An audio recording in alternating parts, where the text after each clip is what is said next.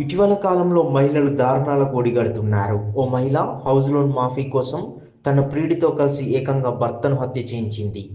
ఖతర్నాక్ sketch వేసి భర్తను చంపిన మాయలేడి ఏమీ తెలియనట్టు భర్త శవం వద్ద కూర్చొని లబోదిబోమంటూ ఏడ్చేసింది. అసలు హంతకురాలు ఆమె అని తెలియడంతో అంతా షాక్ అయ్యారు. పోలీసుల విచారణలో ఈ కుట్ర మొత్తం బయటపడింది. ఈ థ్రిల్లింగ్ క్రైమ్ స్టోరీ మహబూబాబాద్ జిల్లాలో వెలుగు చూసింది. కేసముద్రం మండలం బోడమంచ తండా సమీపంలో ఈ నెల 22వ తేదీన వీరన్న అనే కౌలు రైతు అనుమానాస్పద రీతిలో మృతి చెందాడు. రోడ్డు పక్కనే డెడ్ బాడీ, అతనిపై ద్విచక్ర వాహనం పడేసి ఉంది. మృతుడు ఇదే తండాకు చెందిన బూక్య వీరన్నగా స్థానికులు గుర్తించారు. విషయం తెలియడంతో అతని భార్య విజయ, కుటుంబ సభ్యులు ఘటనా స్థలానికి చేరుకుని బోరున విలపించారు.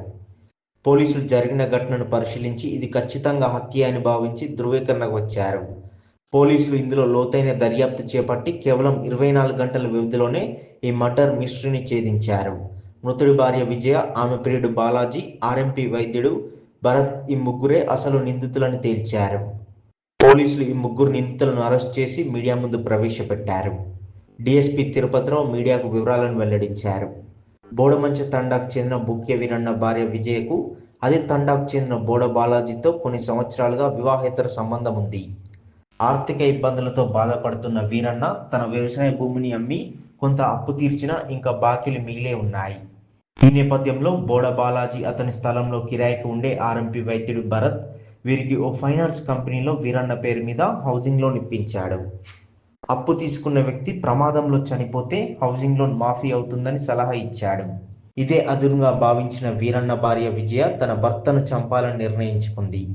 ఈ నేపథ్యంలో తన ప్రియుడు బాలాజీతో కలిసి ప్లాన్ వేసింది. వీరన్నను చంపితే హౌసింగ్ లోన్ మాఫీ అవ్వడంతో పాటు తమ వివాహేతర సంబంధానికి ఎవరు అడ్డుగా ఉండరని భావించారు. తమ పథకం ప్రకారం ఈ నెల 22న బోడ బాలాజీ, ఆర్ఎంపీ వైద్యుడు భరత్ వీరన్నను మందు తాగుదాం రమ్మని తండా శివార్లోని పామాయిల్ తోట వద్దకు పిలిచారు. అక్కడ మద్యం సేవించిన అనంతరం బాలాజీ ఇనుపరాడుతో వీరన్న తన వెనుక భాగాల బలంగా కొట్టాడు. దీంతో వీరన్న కింద పడిపోగా భరత్ అతన్ని టవల్తో ముక్కు నోరు మూసి ఊపిరాడకుండా చేసి హత్య చేశాడు. హత్య అనంతరం దానిని రోడ్డు ప్రమాదంగా చిత్రీకరించేందుకు రోడ్డు పక్కన ఉన్నటువంటి ఓ పొలంలో మృతుణ్ణి అతని ద్విచక్ర వాహనాన్ని పడేసినట్లు పోలీసులు తెలిపారు. కేవలం 24 గంటల్లోనే పోలీసులు కేసును ఛేదించి ముగ్గురు నిందితులను అరెస్ట్ చేసి రిమాండ్కు తరలించారు. దాని మీద అతని తల్లి ఇచ్చినటువంటి ఫిర్యాదు మీద హత్య కేసుగా నమోదు చేయబడింది. హత్య కేసులో దర్యాప్తులో భాగంగా ఇటు హత్యకు కారణమైనటువంటి బూక్య వీరన్న భార్య విజయలక్ష్మి మరియు బూక్య బాలాజీ, అదేవిధంగా భరత్ అనే వ్యక్తులు ముగ్గురు కారణం. బూక్య బాలాజీకి మరియు మృతుడు బూక్య వీరన్న భార్య విజయలక్ష్మికి గత కొన్ని సంవత్సరాల అక్రమ సంబంధం ఉంది. అదేవిధంగా బూక్య వీరన్న అప్పులు బయలున్నాడు.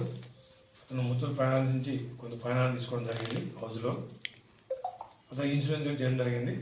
ఇన్సూరెన్స్ తీసుకున్న వ్యక్తి చనిపోయినట్లయితే అటు ఇన్సూరెన్స్ రుణమాఫీ అవుతుంది.